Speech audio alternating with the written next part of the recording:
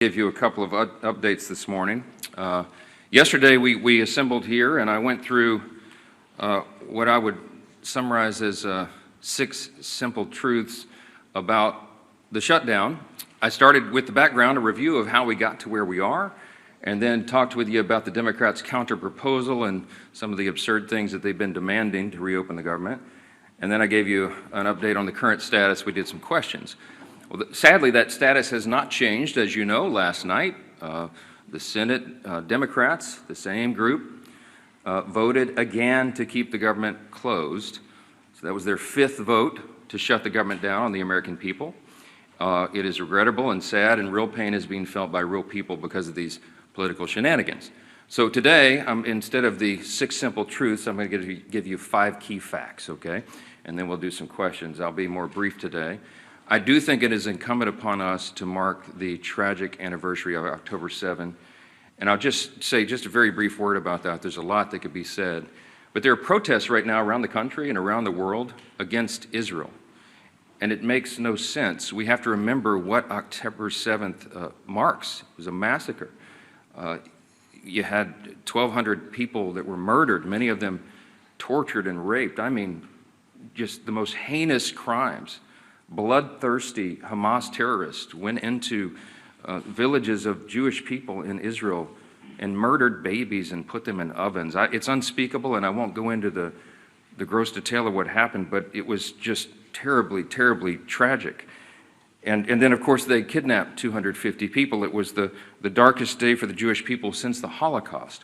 And these are objective facts, and right now there are people protesting against Israel for fighting a war to defend their people and their homeland. And I would just say this very brief. I was on a radio interview this morning at WABC in New York.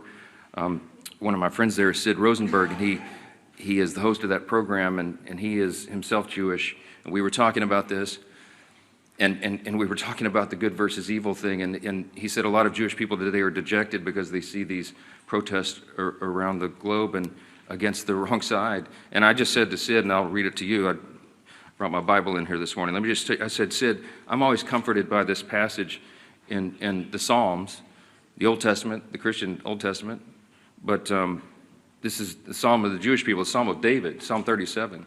And it says, commit your way to the Lord, trust in him, and he will do this. I'll read it to you.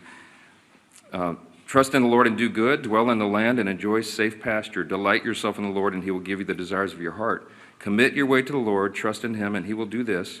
He will make your righteousness shine like the dawn, the justice of your cause like the noonday sun. It says, be still before the Lord and wait patiently for him. Do not fret when men succeed in their ways, when they carry out their wicked schemes. I told my friend Sid on the radio, and he was comforted by it, and I think others will be as well. We're all comforted by this. I know that the God of Abraham, Isaac, and Jacob is fully in control. We'll let that rest there. Let me talk about the shutdown here real quick, and I promised you just 5 fast facts, 5 key facts, okay? I'm going to start with Leader Schumer's record because he is leading the opposition, and he is the one telling the Democrats to keep the government shut down. Chuck Schumer has been in Congress for 44 years. He was first elected to the House in 1981. Just for reference, I was 9 years old. I was in the 3rd grade when Chuck Schumer came here to Congress. Throughout his entire career, he has been very, very consistent about the necessity of keeping the government open until just now. In fact, I want to read to you an excerpt from 7 months ago, his floor speech on March 13th, 2025. This is Senator Chuck Schumer in March of this year. Quote, on the Senate floor, while the CR bill is very bad, the potential for a shutdown has consequences for America that are much, much worse. I believe it is my job to make the best choice for the country to minimize the harms of the American people. Therefore, I will vote to keep the government open and not shut it down, unquote. Now, what was Chuck Schumer talking about? The exact same bill that is on the floor today. That's what he himself said.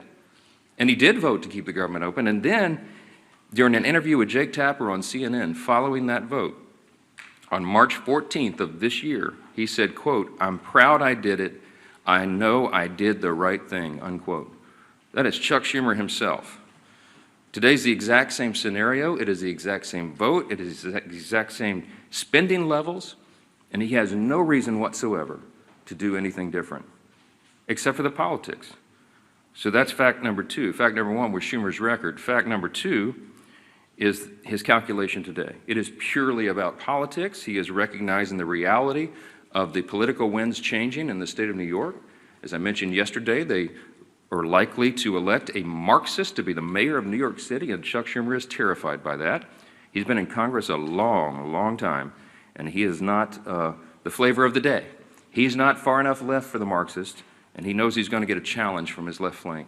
So he has to show a fight against President Trump, no matter how ridiculous it is, no matter how distracting it may be to the actual issues of the day. He's got to do that. Democrats have been in the political wilderness since last year's election. I got a couple of numbers for you here. Just over a week ago, Quinnipiac released the latest poll, the lowest favorability rating for the Democrat Party ever recorded. They're at about 30%. 30% favorability. Democrats have hit historic lows in poll after poll since the beginning of this year. Wall Street Journal poll, CNBC poll, the Pew survey, et cetera, et cetera. You've all seen it. Many of you reported on it, or have reported on it, and that is a fact that is inescapable. Third fast fact this morning, the Democrats' record on the CRs. You know about Chuck Schumer's record, but they've all done it.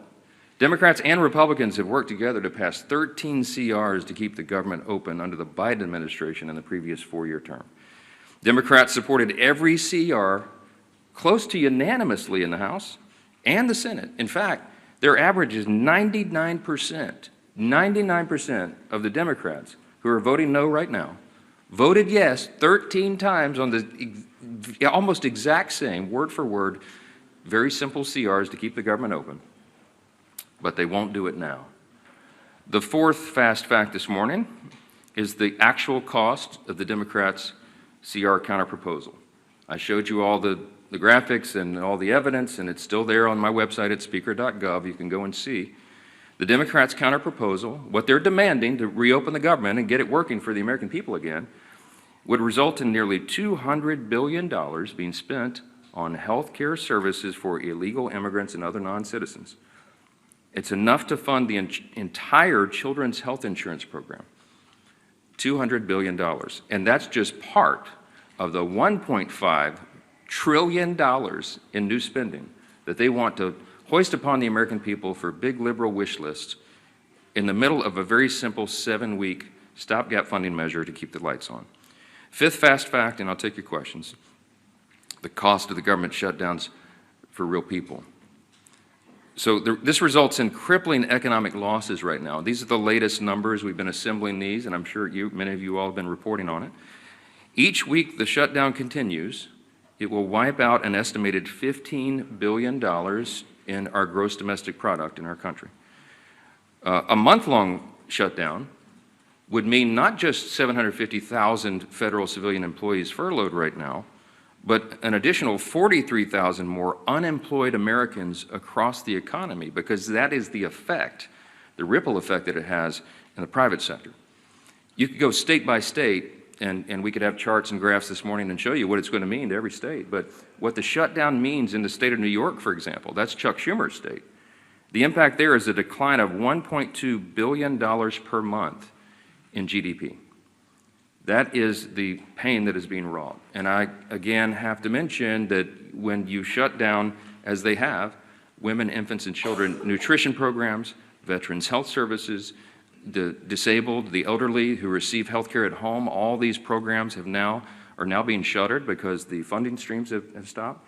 We have troops, we have Border Patrol agents, TSA agents that are all serving, protecting all of us, protecting the country without pay right now. Real hardships for real families, and it cannot drag on any longer. We are pleading with the Democrats in the Senate to do the right thing. The Republicans are united 100%, and we have proven it with our votes.